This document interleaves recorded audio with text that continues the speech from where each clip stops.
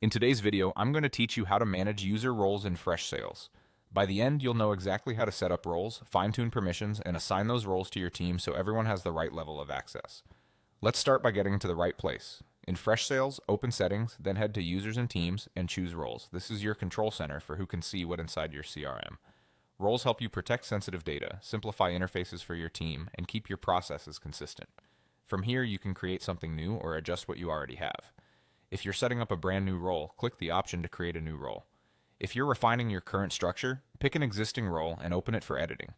When naming a role, keep it clear and descriptive so it's obvious who it's meant for, like sales rep, sales manager, or support agent.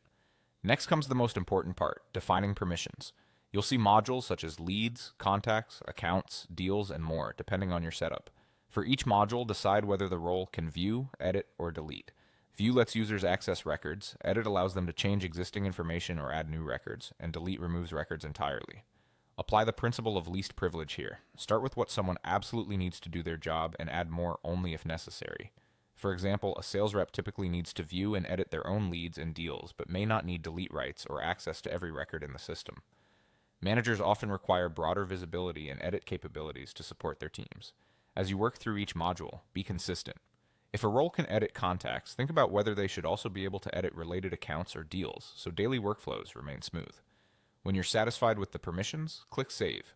This locks in your configuration and makes the role available for assignment. Now it's time to put that role to use. Go to the User section in Settings, open a user's profile, and assign the appropriate role from the available options. Do this for each person on your team so their access matches their responsibilities. If someone's responsibilities change over time, you can come back here and adjust their role without disrupting the rest of your setup. That's it. Navigate to roles, create or edit, define permissions carefully, save, and then assign the role to the right users. Keep your naming clear, your permissions intentional, and review roles periodically as your team evolves. Thanks for watching, and happy organizing in Freshsales.